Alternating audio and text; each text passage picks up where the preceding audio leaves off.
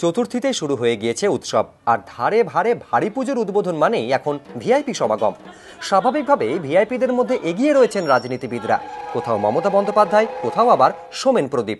হ্যাঁ, পুজোর মঞ্চে রাজনীতির প্রতিপক্ষ তৃণমূল সাংসদ সোমেন মিত্র, প্রদেশ কংগ্রেস সভাপতি প্রদীপ ভট্টাচার্য। মধ্য কলকাতার উত্তরণের পুজোর উদ্বোধনে দুজনে একসঙ্গে। তৃণমূলের সোমেনকে ঘিরে কংগ্রেসের এক ঝাঁক নেতা। যদিও সোমেন মিত্র আর কতদিন প্রদীপ ভট্টাচার্যের বিপক্ষ থাকবেন তা নিয়ে ইতিমধ্যেই রাজনৈতিক মহলে জল্পনা তুঙ্গে, কারণ ডায়মন্ড হারবারের তৃণমূল সাংসদের কংগ্রেসে যোগদানের সম্ভাবনা নিয়ে বেশ কিছুদিন ধরেই কানাঘুষো চলছে। কিন্তু তাতে সম্ভবত কিছুই এসে যায় না শিয়ালদার ছোড়দার। তাই তো তিনি অবলীলায় বলেন, কংগ্রেসের অমিতাভ চক্রবর্তী, সন্তোষ পাঠকরা তাকে রীতিমতো হাইজ্যাক করে পুজোর উদ্বোধন করাতে নিয়ে এসেছেন। আজকের এই অনুষ্ঠানের সঞ্চালক অমিতাভ চক্রবর্তী যে জোর করে ও এবং সন্তোষ পাঠক কাউন্সিলর দুজনে প্রায় আমাকে জোর করে হাইজ্যাক করা বলে দেখেছে।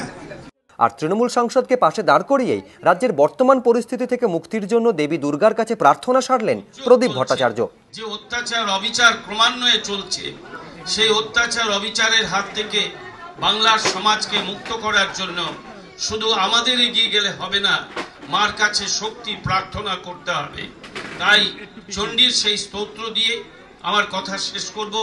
যা দেবী সর্বভূতেষু শক্তি রূপেণ সংস্থিতা, নমস্তস্যৈ নমস্তস্যৈ নমস্তস্যৈ নমো নমঃ। পুজোয় কংগ্রেসী নেতারা হাইজ্যাক করে আনছেন তৃণমূল সাংসদকে। শাসক দলের সাংসদকে পাশে বসিয়েই রাজ্যের বর্তমান পরিস্থিতি থেকে মুক্তির আবেদন জানাচ্ছেন প্রদেশ কংগ্রেস সভাপতি। পুজোর মঞ্চেও কি রাজনীতির আবহ?